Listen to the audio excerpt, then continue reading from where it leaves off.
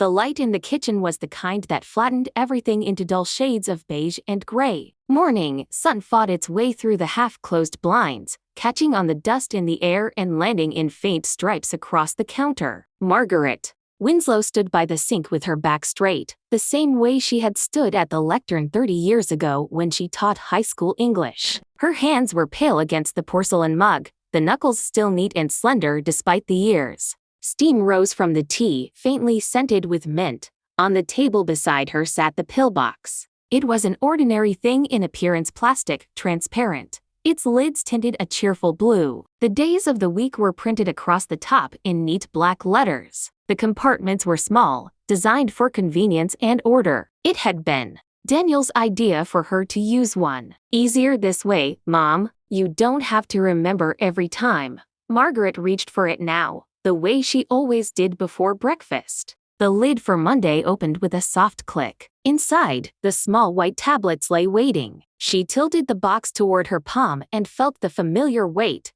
except this time the weight was not right. Her fingers closed, and she counted without looking. Then she opened her hand and looked down. 2 tablets. Her breath did not catch. Her eyes did not widen, but the tiny muscles around her mouth tightened. She set the tablets back into the compartment and closed the lid. The air in the kitchen felt different now. Outside, a car door slammed, a brief intrusion into the stillness. Margaret poured the tea into her cup in one steady motion, as though nothing had shifted, though in her mind something had shifted entirely. She pulled out a small notepad from the drawer by the refrigerator. Its cover was soft cardboard, green, with a faint pattern of vines. She wrote the date at the top of the page in tidy block letters, the way she had always done her lesson plans. Under the date, she wrote, Monday, 8:07 a.m. Monday compartment contained double dosage. She underlined double dosage once, firmly. Margaret closed the notepad and slipped it into the pocket of her cardigan. Then she poured her tea into the sink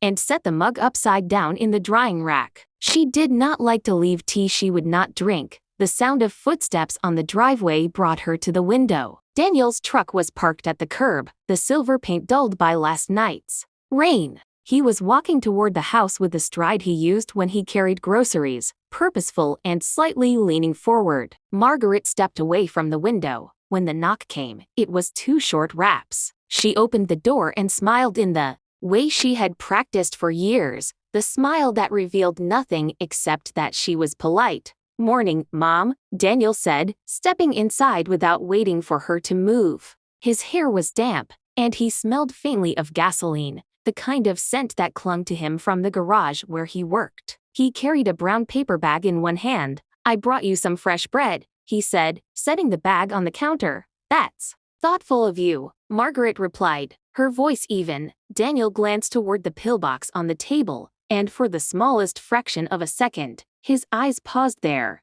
You took your pills this morning? Margaret kept her gaze on the bread. Not yet, she said. I was just making tea. Daniel's hand moved toward the pillbox, his fingers brushing the lid of the Tuesday compartment as though by accident. Remember, Mom, you don't have to think about it anymore, he said with a smile that seemed warm, but his eyes did not match. Claire and I have it all set up. We'll take care of your meds. Margaret nodded. Yes, you said that. Daniel took a slice of bread from the bag and set it on a plate, busying himself with the butter dish. Margaret watched the way he moved, the casualness that might have been genuine or might have been rehearsed. When he left, the kitchen felt larger. The paper bag was still on the counter, the faint yeasty scent of the bread filling the air. Margaret went to the window and watched his truck pull away. She waited until the sound of the engine was gone. Then she returned to the table and picked up the pillbox. She opened the Monday compartment again and counted the pills a second time. 2.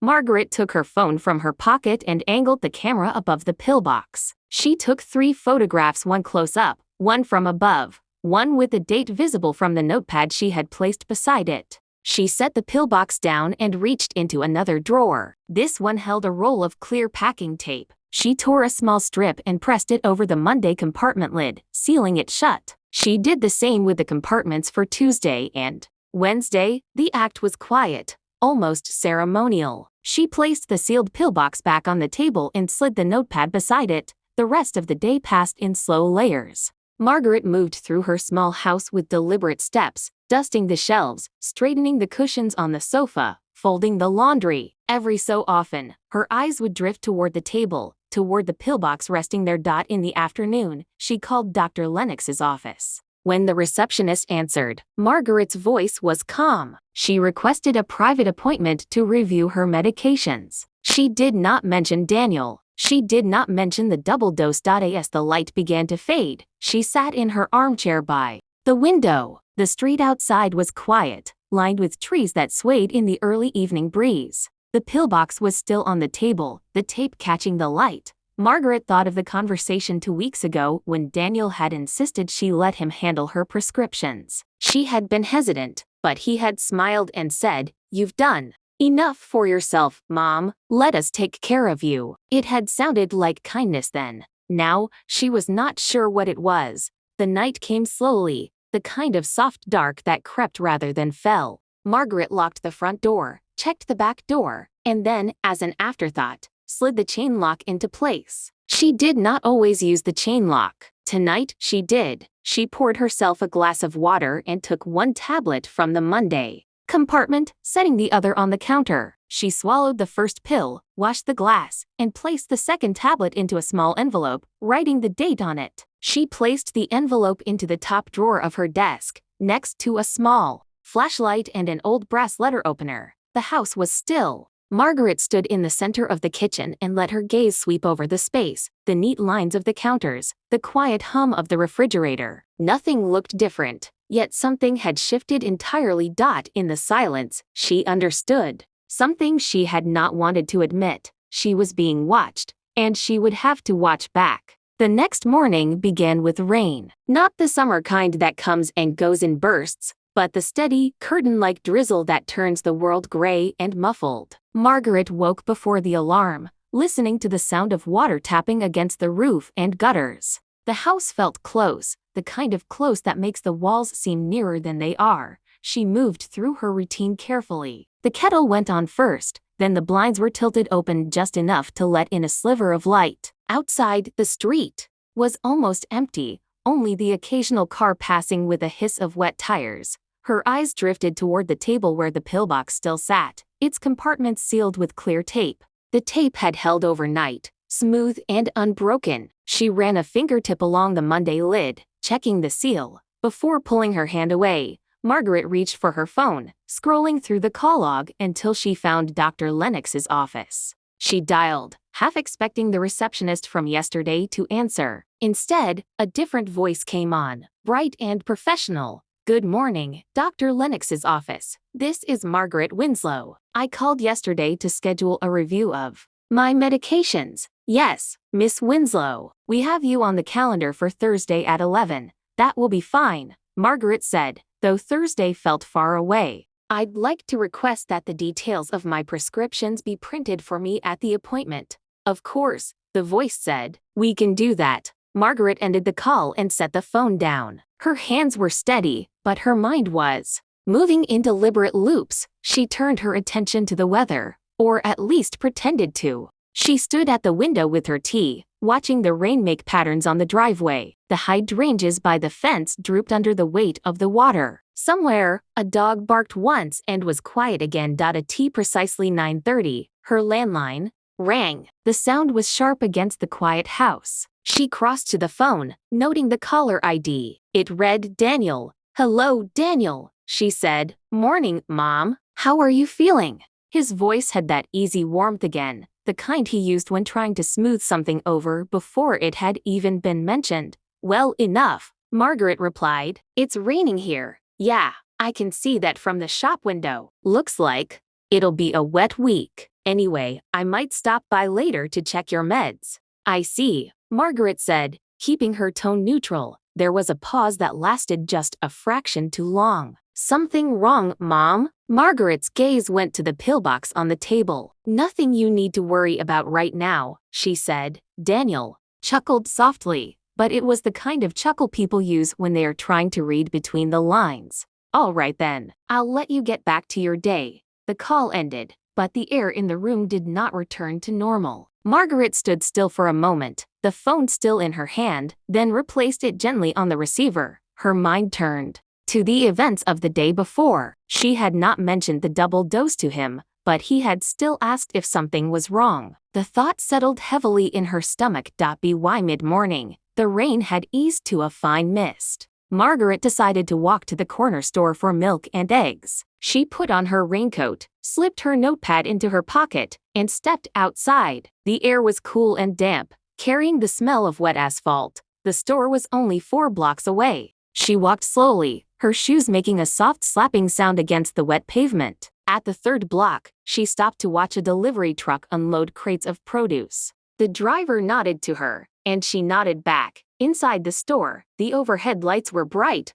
almost too bright after the gray outside. Margaret moved through the aisles with purpose. She took the milk from the cooler, the eggs from the shelf, and added a small loaf of rye bread to her basket. At the checkout, the clerk, a young woman with tired eyes, smiled faintly. "Rainy day shopping," the clerk said. "It seems so," Margaret replied. She returned home the same way she had come, but something felt different. A black sedan was parked 2 houses down from hers. It was not a car she recognized. The windows were tinted, and no one was visible inside. She walked past it without slowing, but her mind registered its presence. Back inside, she placed the groceries on the counter and glanced again toward the street. The sedan was still there. Margaret unpacked the groceries and moved to the living room, pulling back the curtain slightly to watch. 10 minutes later, the car started and drove away without anyone emerging from the nearby houses. She made a note of the time and the description of the vehicle in her notepad. The rest of the afternoon passed without incident. Margaret read for a while, a novel she had been working through for weeks, though she found herself rereading the same paragraph several times without absorbing it. She made a small lunch and ate it at the kitchen table, her eyes occasionally drifting toward the taped pillbox. By early evening, the rain had stopped. The air outside had that clean smell that follows a long drizzle. Margaret stood at the open window, breathing it in, when her phone buzzed. It was a text from Daniel. "Heading over now. Want me to bring dinner?" She typed back, "No, thank you. I have plenty here." The reply came quickly. "Okay, be there in 20. Margaret closed the window and drew the curtains. She moved through the house, checking each door and window, not in a way that would suggest fear, but in a way that ensured certainty. She placed the pillbox in a drawer in the sideboard, covering it with a folded linen tablecloth. When Daniel arrived, he knocked once and let himself in, carrying the smell of rain and motor oil with him. He glanced toward the table where the pillbox usually sat, his eyes searching the surface before he looked at her. "Where's your meds?" he asked lightly. "In the drawer," Margaret said, her voice calm. He raised an eyebrow. "You always keep them on the table." "I decided they should be put away when not in use," she said. "Less chance of them being knocked over." Daniel nodded slowly, as though weighing her words. "Makes sense." They talked for a few minutes about the weather, the bread he had brought yesterday, the price of fuel. He did not mention the pillbox again. When he left, the air in the house seemed lighter, but only slightly. Margaret returned the pillbox to the table, still sealed. She looked at it for a long time, the compartments lined up neatly under the transparent lids.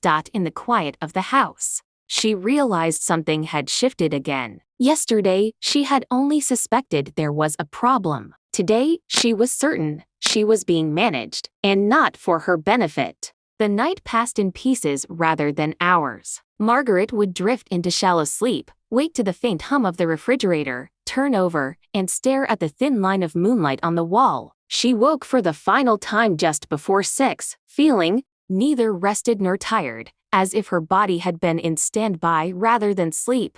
The rain had cleared overnight, leaving the air sharp and cool. She put the kettle on and stood at the sink, looking out at the backyard. The grass was slick with dew, and a few small birds hopped between puddles, pecking at the softened earth. Today was not a day for errands. She decided this before her first sip of tea. Today was for finding answers. The tape on the pillbox remained unbroken in its drawer, a silent witness. Margaret went to her desk in the small room she called her study. The desk was an old oak piece with deep drawers and a surface polished by years of use. She set her teacup to the side and opened her laptop. The internet was not her preferred way of doing things. She still believed in paper records and in-person conversations. But some information would be easier to find without alerting anyone. She logged into her patient portal through the clinic's website, her fingers slow and careful on the keyboard. The records loaded after a moment, listing her prescriptions in neat columns with dosages and refill dates.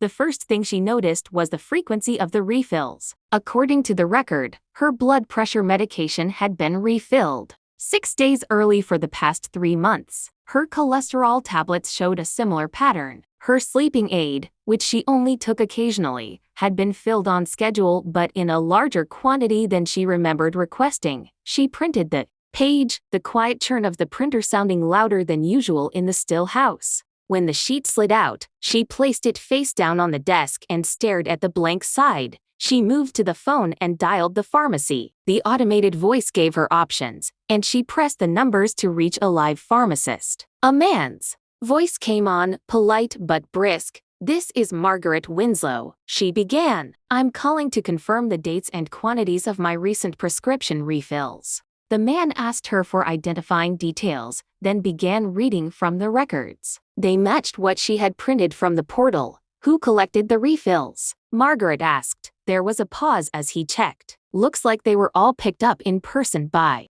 Daniel Winslow." Margaret kept her voice steady. "Thank you for your help." After ending the call, she sat back in her chair. The room felt smaller, the walls closer. She turned the printed page over and began marking it with a pen, circling dates and underlining quantities. She made another call, this time to the insurance provider. The representative was more difficult to navigate, but eventually confirmed that the prescriptions had been billed for those same quantities and dates. Margaret closed her eyes for a moment, not to rest them but to picture the sequence of events. Daniel collecting the refills, the double dose in the pillbox, the casual way he had asked about her meds last night. She stood and went to the kitchen, needing movement. She began making oatmeal, stirring slowly while her mind continued its quiet calculations. At 8:30, she heard the sound of a car pulling into the driveway. She moved to the window, parting the curtain just enough to see. It was not Daniel's car. It was the black sedan from yesterday. A man got out, wearing a dark jacket and carrying a clipboard. He approached the door without hesitation and rang the bell. Margaret opened the door but kept the storm door latched. "Yes, Miss Winslow, I'm from Horizon Home Services. We're doing a routine safety check for our senior clients." "I didn't request a safety check," she said.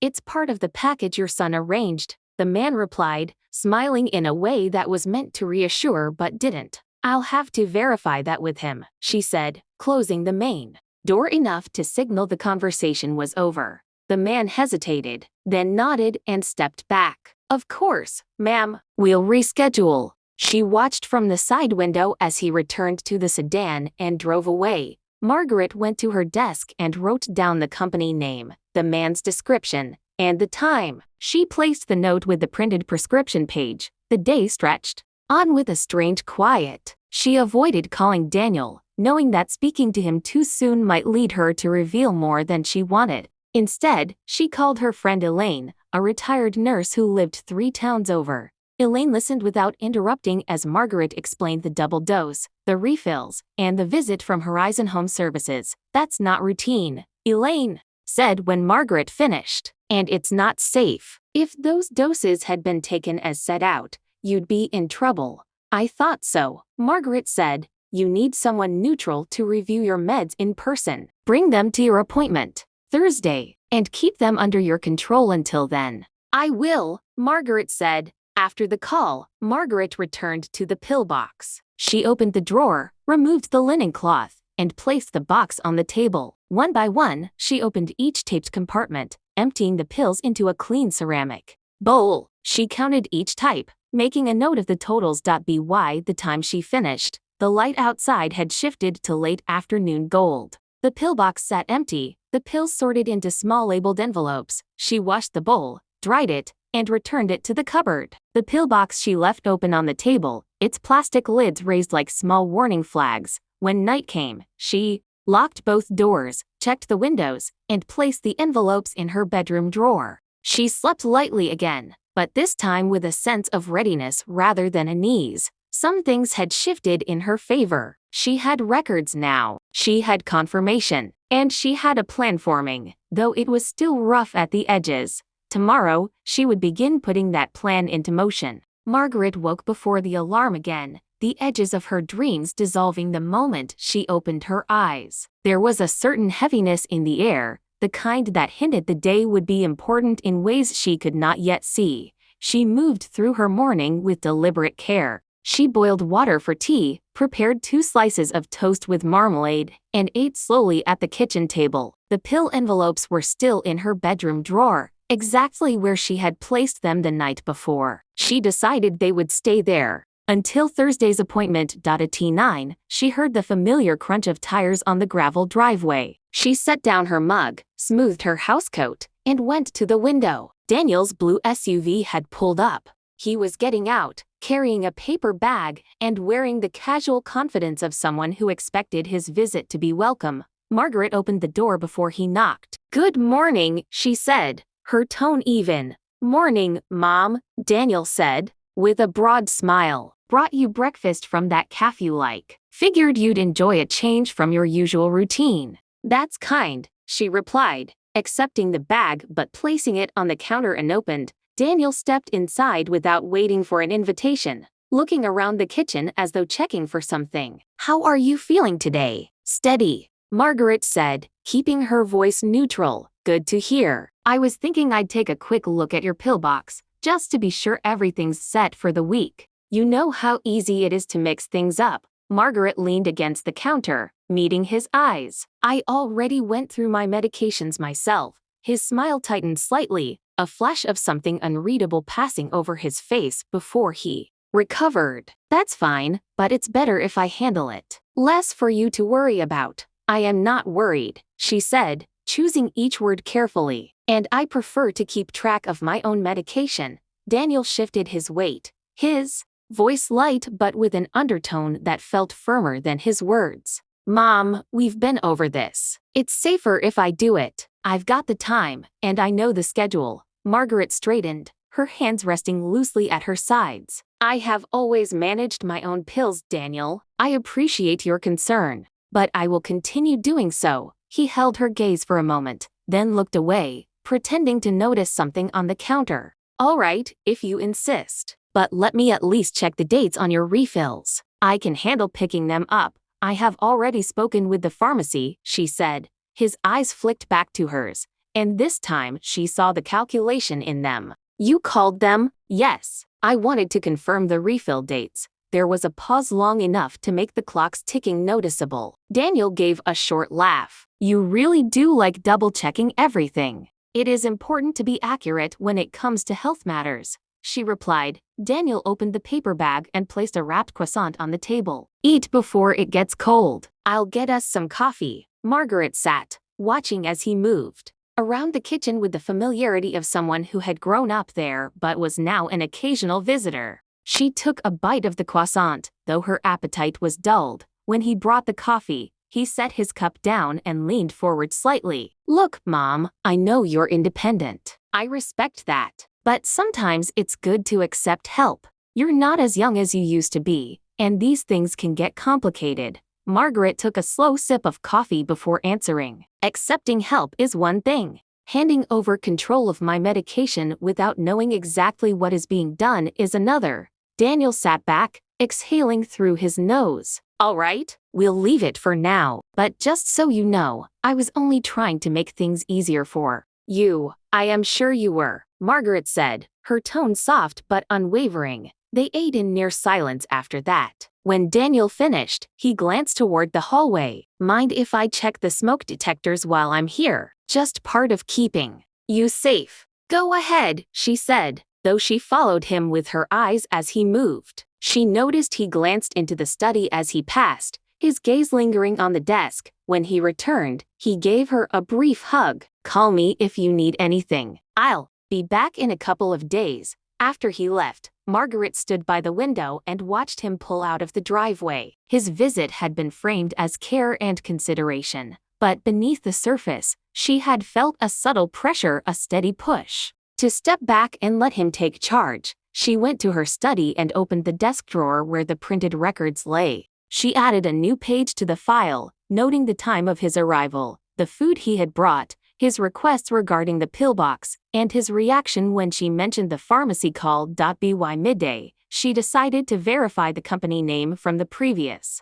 day's visitor. She called Horizon Home Services, asking to confirm whether a safety check had been scheduled for her address. The receptionist was polite but puzzled. "We do not have you listed as a client," she said after checking. Margaret wrote that down too. She spent the afternoon tending to small tasks, watering plants, mending a tear in a cardigan, preparing a simple soup for dinner, but her mind kept circling back to the morning's exchange. Daniel had not openly challenged her, yet he had tested her boundaries more than once. She considered calling Elaine to share the details, but decided against it for now. The conversation would be more useful after she had more concrete information. As evening fell, Margaret walked through the house, locking the doors and ensuring the windows were secure. She placed the file of notes and printed records into a sturdy envelope, which she slid into the back of the bookshelf behind a row of old cookbooks. In the quiet of her bedroom, she set the alarm clock for 7. Tomorrow she would begin calling a few other contacts, not just the doctor's office, but perhaps someone who could discreetly confirm whether Daniel had been making inquiries about her health or finances. She turned off the lamp, the faint outline of the pill envelopes visible in the drawer when she passed by. They were safe, for now, and she intended to keep them that way. Margaret woke to the sound of her phone buzzing on the nightstand. It was just after 6:30 in the morning, the pale light of dawn seeping through the curtains. She reached for the phone and saw a message from Daniel. "I'll swing by later to drop off a few things you might need." There was no detail about what those things were, and the vague tone immediately put her on edge. She dressed in a plain navy sweater and slacks, deciding she would be ready for him whenever he appeared. Before breakfast, she called Elaine. "I need a favor," she said. "What's wrong?" Elaine asked, her voice instantly alert. "Just keep an eye out today. If Daniel comes over, I want you to watch whether he makes any stops in the neighborhood before or after. Nothing confrontational, just watch." Elaine hesitated only a moment before agreeing. "Consider it done." Margaret hung up and went about her morning deliberately. She opened the kitchen blinds, letting the light in, and sat down to her tea and toast. She took her pills from the envelopes she had hidden, counting each one before swallowing them. She was exact in her actions, almost ritualistic, because precision was her shield. At 10:15, Daniel's SUV rolled into the driveway. This time, Margaret remained seated until he rang the bell. She opened the door to find him holding a reusable grocery bag bulging with items. "Morning, Mom," he said brightly. "Got you a few supplies. Some pantry staples, a couple of ready meals, and oh, I brought your prescriptions." "Picked them up this morning."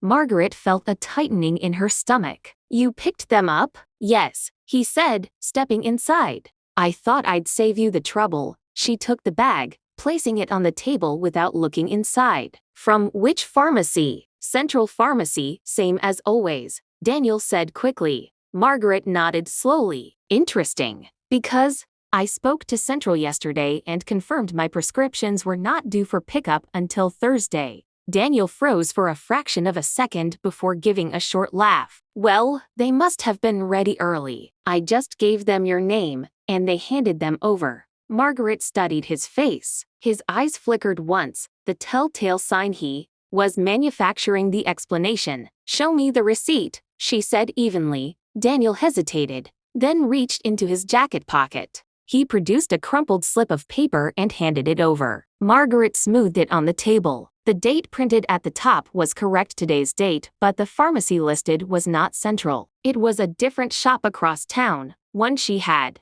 never used. "You went to Larkin's pharmacy," she said, her voice measured. "They had them transferred there," Daniel replied without missing a beat. "Sometimes the smaller places get things faster." Margaret placed the receipt back on the table. "I did not authorize a transfer." Daniel's smile was tight now. "Mom, I'm just trying to keep things simple. This is nothing to get worked Up over. She folded her hands in her lap. It is not simple when things are changed without my consent. Medication management is a matter of trust. Do you understand that? His jaw tightened. I'm doing what's best for you. Margaret held his gaze. No, you are doing what you think is best without asking me. There is a difference. Daniel broke eye contact, moving to unpack the groceries. You should really try the soup I brought. It's easy to heat up. Margaret let him finish putting things away, saying nothing. She wanted him to think the confrontation was over, though her mind was already working through what she would do next.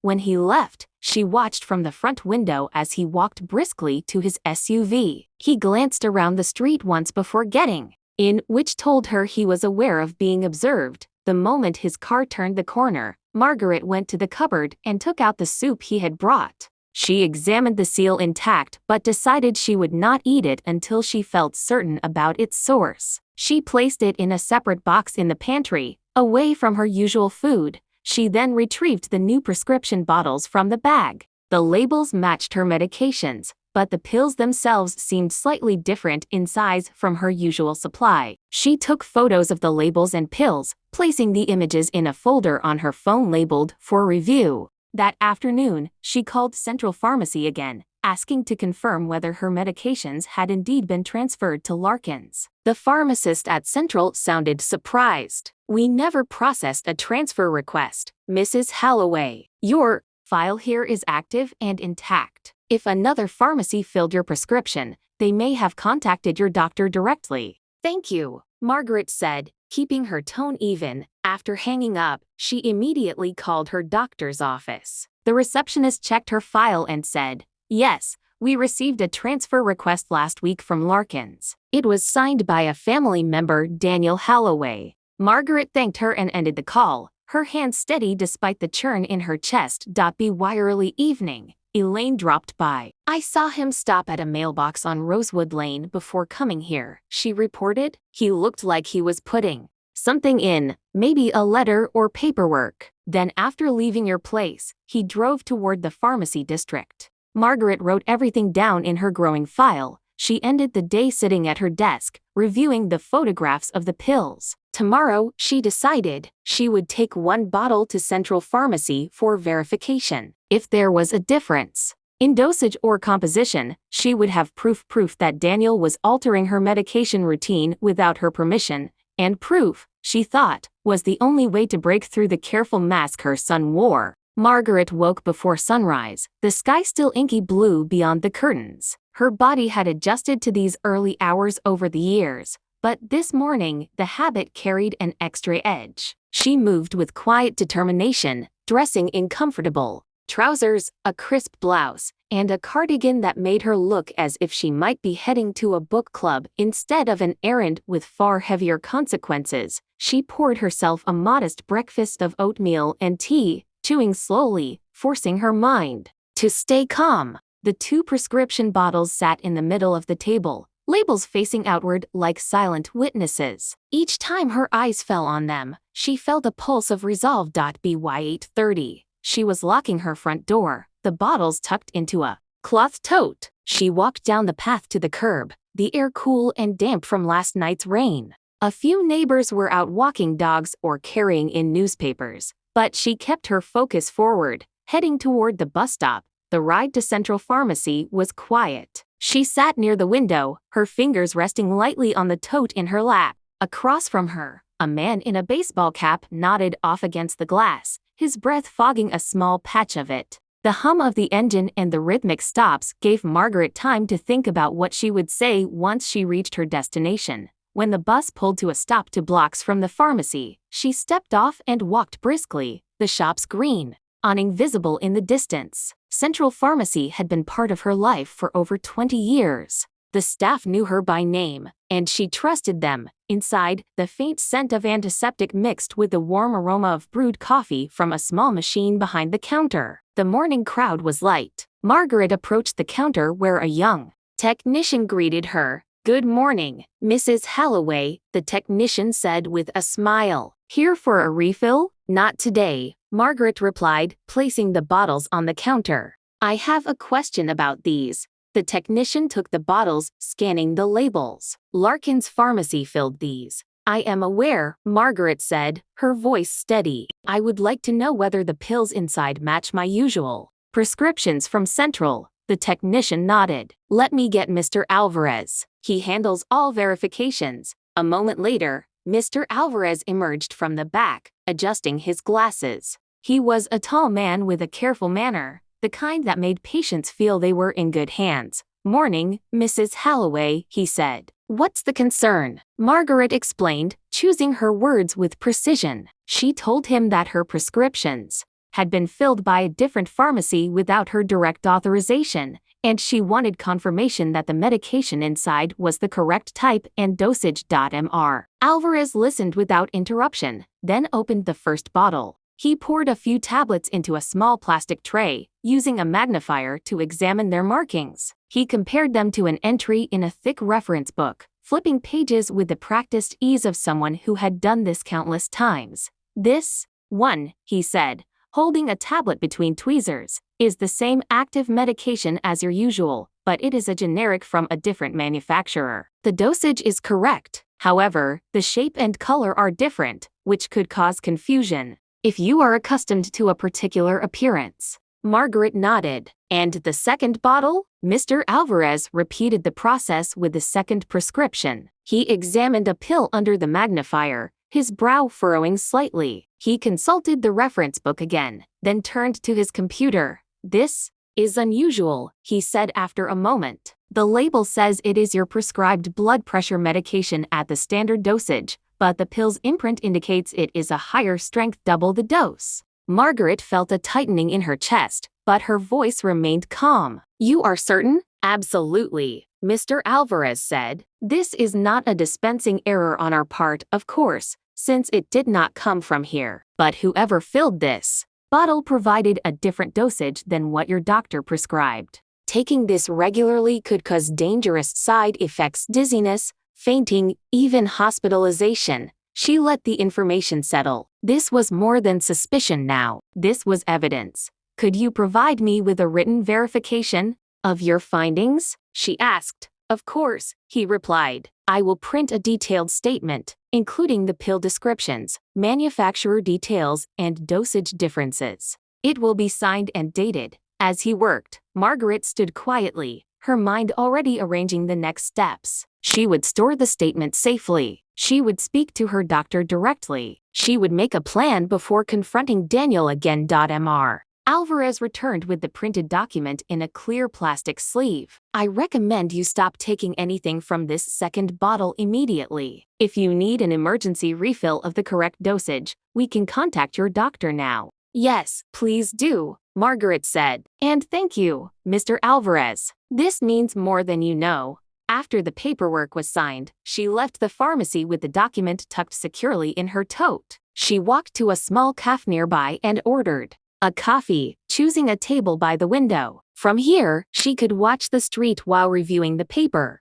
The neat columns of text felt like armor, something concrete she could hold up against any denial or evasion. She sipped her coffee slowly, taking in the details. The pill description, the imprint codes, the manufacturer differences, all laid out in black and white. It was indisputable. On her way home, she stopped at the post office and made 2 photocopies of the verification, sealing one in an envelope addressed to herself. She had read somewhere that mailing evidence to oneself and keeping it sealed could serve as proof of timing in certain disputes. She was not sure if it would come to that, but she believed in preparation. When she arrived back at her house, Elaine was waiting on the porch. Well? Elaine asked, eyes sharp with curiosity. Margaret handed her a copy of the verification. Elaine read it quickly, her mouth tightening. This is serious. You cannot let him keep doing this. I will not, Margaret said, but I will not act without a full plan. If I confront him too soon, he will simply adjust his methods. Elaine nodded. You have to make it so he cannot deny anything. Margaret smiled faintly. Exactly. That evening, Daniel called. Hey, Mom, just checking in. Did you try that soup yet? No, she said. I have been busy today. He chuckled. All right, well, I might stop by tomorrow if I have time. Margaret's tone was even. I We'll let you know if I am available. After hanging up, she placed the verification and one of the bottles in a small lockbox in her bedroom. She kept the key on a chain around her neck. She then called her doctor and scheduled an in-person appointment for the following week, insisting she would only discuss her medications face-to-face. The house was quiet that night, but Margaret's mind was alive with calculation. She had crossed the threshold from suspicion to proof. Now, the question was how to use it. The following morning was clear and bright, a sharp contrast to the heaviness Margaret carried in her chest. She had barely finished her tea when she saw a familiar shape at the end of the driveway. Daniel's car rolled to a stop, the sunlight glinting off its freshly washed surface. She had not expected him this early. She stood at the front window, partially shielded by the curtain. Daniel stepped out, wearing a navy pullover and jeans. His walk was casual, but there was something deliberate in the way he adjusted his stride. As he approached the porch, she recognized that look. It was the one he used when he had already decided how a conversation would go. By the time he knocked, she had composed herself. She opened the door with a small smile. "Morning, Mom," he said. "I was in the area. Thought I'd stop by. You busy?" "I was just tidying up," she replied. "Come in." Daniel stepped inside, scanning the room quickly before settling into the armchair. "I brought you something," he said, holding up a small paper bag from the local bakery. "Your favorite scones." Margaret accepted the bag and set it on the table. That was thoughtful. He leaned back in the chair. "So, how have you been feeling? Any dizziness? Fatigue?" Her pulse quickened, but she kept her tone steady. "I've been fine. Why do you ask?" "No reason. Just making sure you're taking your meds properly. You know, after last time, I worry." Margaret studied him for a moment.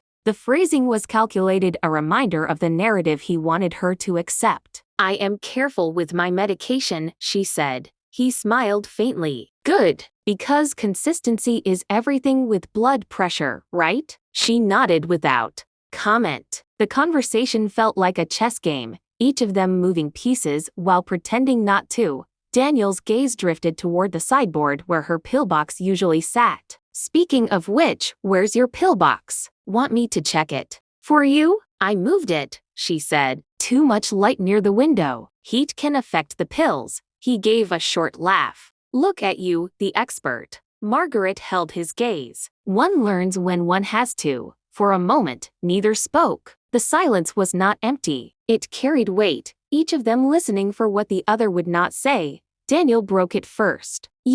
No, I've been thinking maybe I should just handle all your refills from now on. That way you never have to worry about running out or making trips to the pharmacy."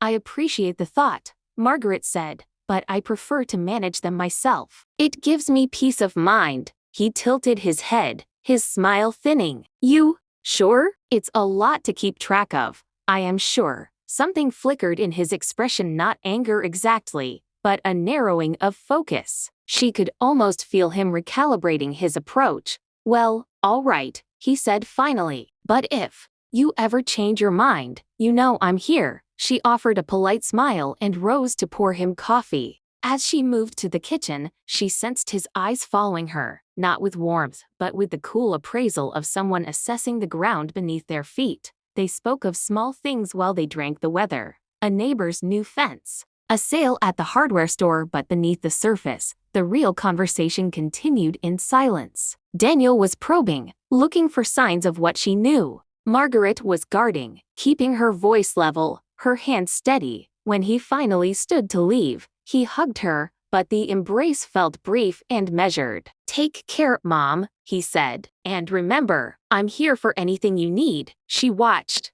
his car pull away, the tires crunching over the gravel. Only when he was gone did she let out the breath she had been holding. That afternoon, she called Elaine. "He came by," she said. Elaine's voice sharpened. "And he is suspicious. I could feel it. He offered to take over all my refills." "That is a control move," Elaine said. "He's testing you." "I know," Margaret replied, "which means he senses a shift. He just does not know what it is yet. You have to be careful. Now, if he thinks you are onto him, he might act faster." Margaret looked at the lockbox on her desk, the key warm against her collarbone. That is why I will not confront him until I have everything. I want no room for denial. 2 days later, she saw the first sign that Daniel had adjusted his tactics. When she went to fetch the mail, she found a padded envelope addressed to her from a pharmacy in another city. Inside was a bottle of supplements she had never ordered, with a note in Daniel's handwriting that read,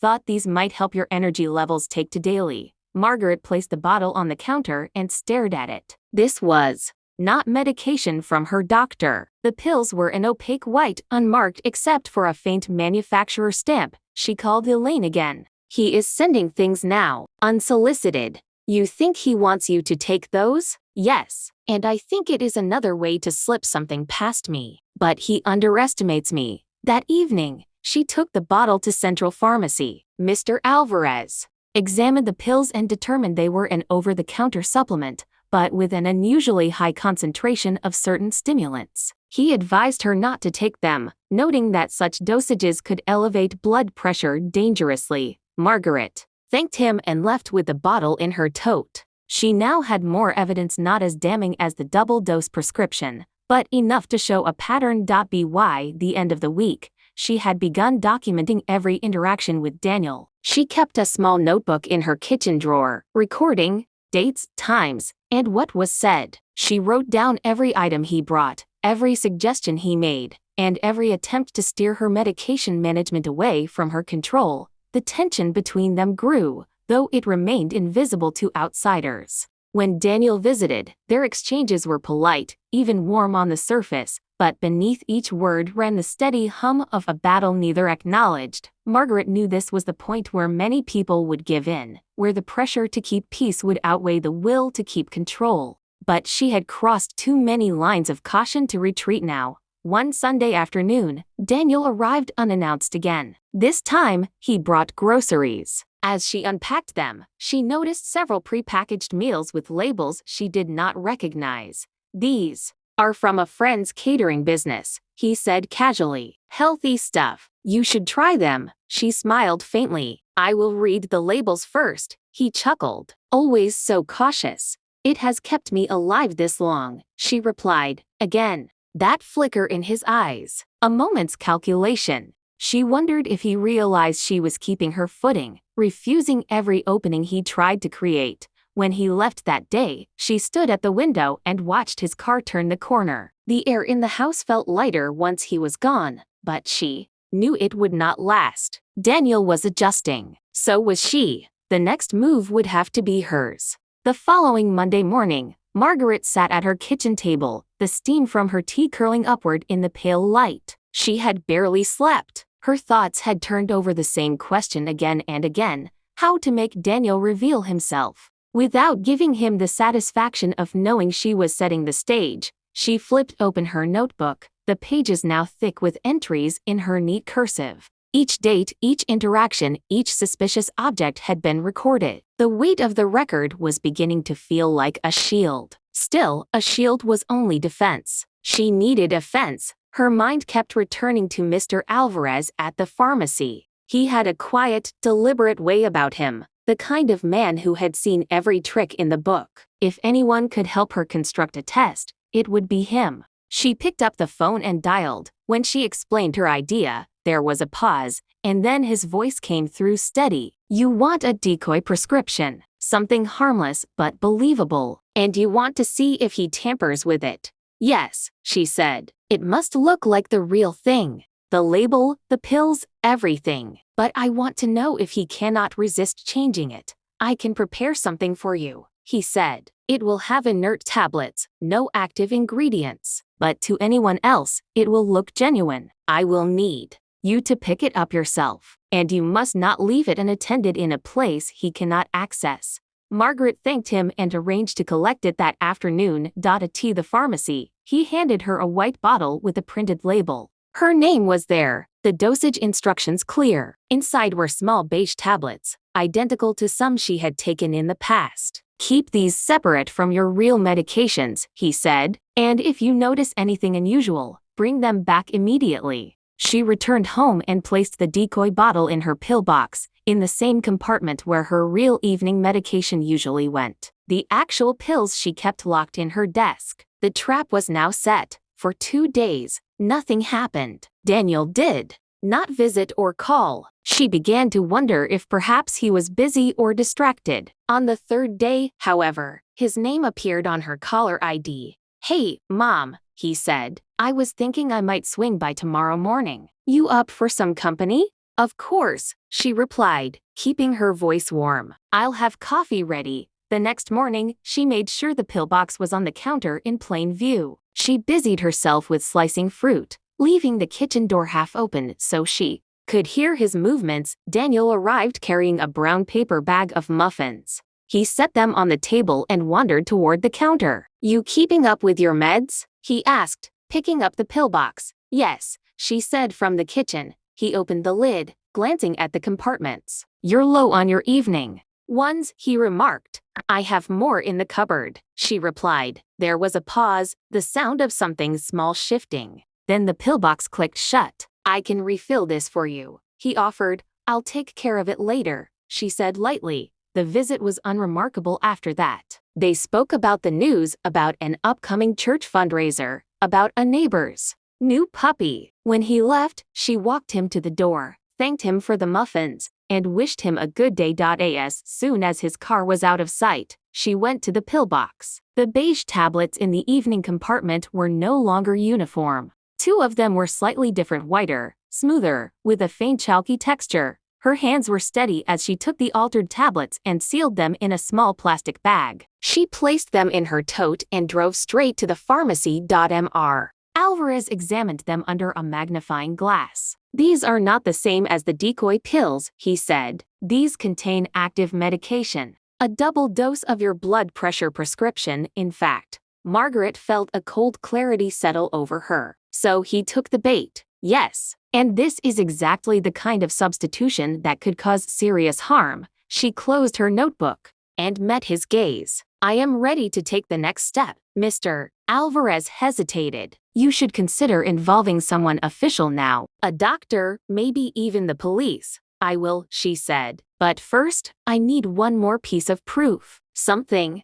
that leaves no doubt, not even for him." That afternoon, she called Elaine. "The trap worked," she said. Elaine's intake of breath was sharp. "Margaret, that is dangerous. I know, but now I have evidence. I only need to make it irrefutable." "What are you thinking?" "A second trap. This time, I will make sure the change happens on camera." Elaine was silent for a moment, then sighed. "If you are going to do this, you need to be careful, very careful." Margaret's plan was simple. Set up a small motion-activated camera in the kitchen, angled toward the counter where the pillbox sat. The device, bought online under the guise of a wildlife camera, was discreet enough to blend into the arrangement of potted herbs by the window. 2 days later, she invited Daniel for lunch. She made sure the pillbox was visible again, with the decoy tablets inside. She cooked while he moved about the kitchen, chatting about nothing in particular.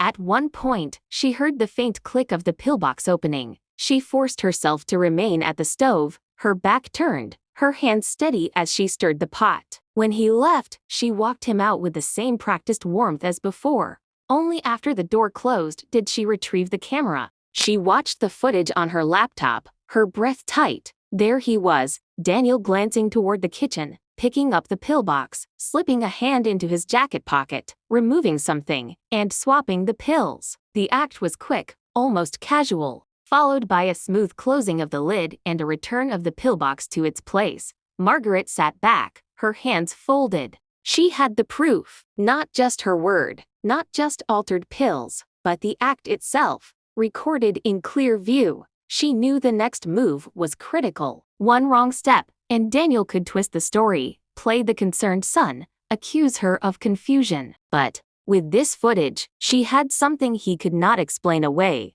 That night, she placed the recording on a USB drive, tucked it into a sealed envelope, and slid it into her lockbox. The key rested against her collarbone as she went to bed. The trap had worked. Now it was time to decide how to spring it. The morning sun was bright but cold, filtering through the lace curtains into Margaret's kitchen. The camera was gone now, tucked safely in her bedroom drawer along with the USB drive. The envelope in her lockbox felt heavier than its weight, a reminder that she had crossed the line from suspicion to certainty. She sat at the table, tea in hand, rehearsing the conversation in her mind. There would be no accusations without proof, no emotional outbursts that Daniel could dismiss as stress or age. She would lay it out in a way that forced him to respond to facts. At 9 o'clock, she called him. Daniel, I need you to come over today. There is something important we need to discuss. He sounded slightly puzzled. Is everything all right?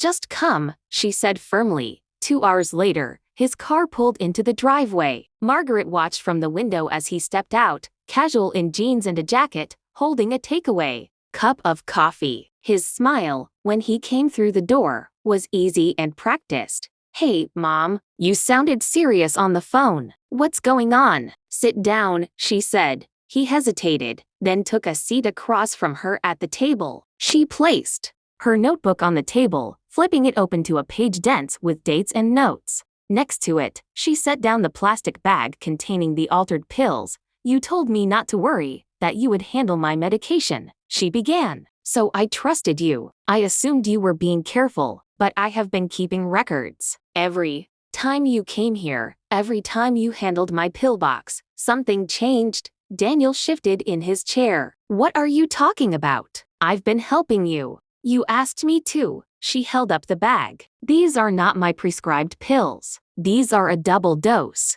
They were in my pillbox after your last visit. His brows furrowed. Maybe you got them mixed up. You've been under a lot of stress. Margaret's voice stayed level. I thought of that. That is why I went to the pharmacy. Mr. Alvarez confirmed the change. He also confirmed that these could have caused serious harm if I had taken them. Daniel's hand tightened on his coffee cup. Look, maybe I made a mistake. It happens. Why are you making this into something bigger? Because it was not a mistake, she said. She reached into her cardigan pocket and placed a small black camera on the table. I set this up in my kitchen 2 weeks ago. It records whenever there is movement. Would you like to know what it saw? His face changed then, the easy warmth slipping just slightly, replaced by a flicker of caution. Mom, you are overthinking this. You don't need to spy on me. I do when my health is at risk, she replied. She opened her laptop, inserted the USB drive, and pressed play. The screen showed her kitchen, the date and time in the corner. Daniel appeared, picked up the pillbox, glanced toward the kitchen doorway, removed pills from his jacket pocket, and swapped them with the ones inside. The whole sequence lasted less than a minute. When the clip ended, the room was silent except for the hum of the refrigerator. Daniel leaned back, arms crossed. You really went all out, didn't you? I went as far as I had to, she said. He exhaled slowly, his eyes narrowing. So what now? You going to call the cops on your own son? Tell the whole neighborhood I tried to poison you? I am going to make sure this never happens again, she said. Whether that involves the police is up to you. His jaw tightened. What do you want? I want you to tell me why, she said, her voice low. Why would you do this?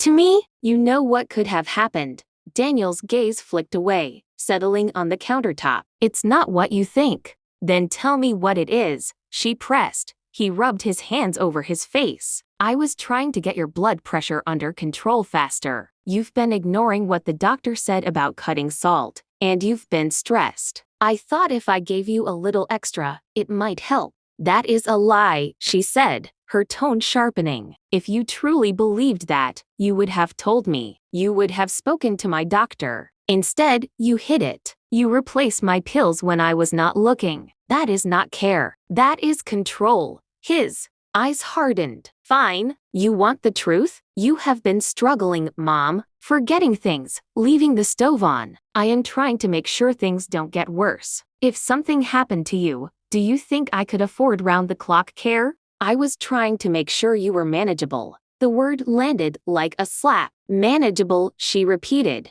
You have no idea how hard it is, he said, his voice rising. I have a job, a family. I can't be here all the time. You make things harder. You don't listen. You argue. I thought if you were calmer, easier to deal with, it would be better for everyone. Margaret's hands were steady on the table. So you decided to risk my life to make your own easier. He pushed back from the table. You're twisting it. I was doing what I had to do. No, she said, standing. You were doing what you wanted to do. There is a difference. They faced each other across the table, the air between them heavy with unspoken history. Margaret felt a strange calm settle over her. Daniel, I am not helpless. I may be older, but I see clearly. I will not allow you to handle my medication again. I will be speaking to my doctor, and I will be making arrangements that do not involve you. His expression shifted to something colder. You think you can just cut me out? I do not think, she said. I know. For a long moment, he said nothing. Then he grabbed his coffee and turned toward the door.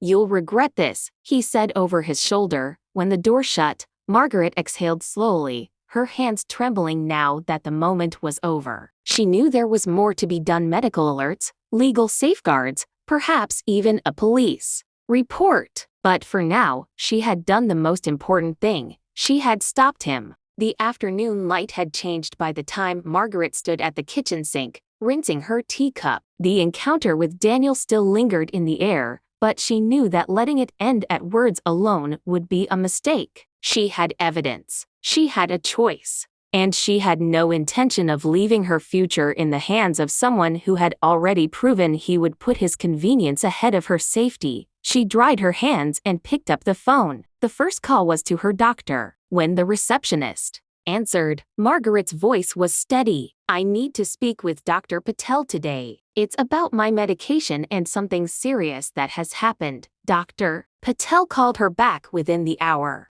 Margaret explained everything in meticulous detail: the double doses, the swapped pills, the pharmacy confirmation, and finally the footage. She could hear the shock in the doctor's silence. Margaret, Dr. Patel said carefully, what your son did is dangerous and unacceptable. I'm obligated to note this in your medical record. We also need to take immediate steps to secure your medication. I can have the pharmacy deliver pre-sealed blister packs directly to you. No one should be adjusting your doses except the licensed professional. That's what I want, Margaret said. Good. And Margaret, I need to ask, do you feel safe? She hesitated for only a moment. I do now, but I won't if things stay as they are. I plan to change that. The second call was to her attorney, Mrs. Lowry, a woman Margaret had known since she and her late husband updated their wills years ago. Mrs. Lowry listened without interruption, then said, you need two things. First, a durable power of attorney that removes Daniel from any control over your health care. Second, a written statement to be kept with your medical providers and pharmacy noting that only you can authorize medication changes. We can get the paperwork done by tomorrow. Margaret agreed and felt a small flicker of relief. She was building a wall, brick by brick, between herself and harm. By the time she hung up, the day was sliding toward evening. She made a third call, this one to the local non-emergency police line. Officer Bennett came to the house an hour later, a tall man with kind eyes who took notes as she recounted the events. You have video evidence, pharmacy confirmation, and the medication itself? He asked. Yes, Margaret said, sliding the bag and the USB drive across the table. This is serious, he said. We can file a report today. You can decide later if you want to press charges, but at the very least, there will be a record. If anything happens in the future, we will already have the foundation in place. Margaret signed the report. When he left, she locked the front door and stood for a moment in the quiet, feeling the tension in her shoulders ease slightly. That night, she packed a small box with everything she wanted: secure her lockbox, the camera, important papers, and placed it in the closet of her bedroom, behind a row of coats. It was not about hiding things from Daniel anymore. It was about reminding herself that she had taken control. The following morning, Mrs. Lowry came to the house with the legal documents. Margaret signed them, each stroke of the pen feeling like another chain unfastened. When they were done, Mrs. Lowry placed the papers into a neat folder. You've made smart choices, Margaret. This gives you protection, legally and practically. The pharmacy delivery came that afternoon. neat blister packs, each labeled with the date and time the pills should be taken. The packaging was tamper-evident, impossible to open without leaving visible signs. Margaret placed them in a locked drawer, the key on a small chain around her neck. By the third day, she felt the house shift. It was the same walls, the same furniture, the same ticking clock in the hallway, but the air was different. Safer. On the fourth day, Daniel called. She let the phone ring twice before answering. "Mom, can we talk?" His voice was softer, careful. "We can," she said, "but I will not change my mind about the decisions I've made." "I just think you're overreacting," he said. "We're family. We should be able to work this out without all of this." "You had the chance to work it out when I trusted you," she said. "You chose to betray that trust. That choice has consequences. I am protecting myself, and nothing you say will undo that." Silence stretched on the line. Finally, he said, "So that's it?" "That's it," she said. "I wish you well, Daniel, but my health and safety come first." He hung up without another word. The days that followed were quieter. Margaret continued her routines: tea in the morning, tending to her small garden, reading in the afternoons. But there was a new layer to her life now, a sharper awareness of where danger could come from, even when it wore a familiar face. One Sunday morning, she sat at the kitchen table and opened her notebook again. This time, she began a new section. "Steps taken for my safety." She listed everything: the legal changes, the pharmacy arrangements, the police report. At the bottom, she wrote a sentence she intended to read whenever doubt crept in: "I am not powerless. I decide who I let close, and I decide how I am cared for." Weeks later, Officer Bennett called to let her know that the report had been filed and would remain active. "If you need us, just call," he said. Margaret thanked him and hung up, her eyes drifting toward the window. Outside, the garden was blooming, bright flowers pushing through the soil, reaching for the light. She felt a kinship with them. She, too, had been buried under something heavy. She, too, had found a way to push upward. Her life was not perfect, and her relationship with Daniel might never recover, but she no longer lived under the shadow of silent harm. She had drawn a line, and she had enforced it. That evening, as the sun dipped behind the trees, Margaret brewed a fresh cup of tea and sat on the porch. The air was cool, the world peaceful. She thought about the path ahead, not free of challenges, but firmly her own, and that, she decided, was more than enough.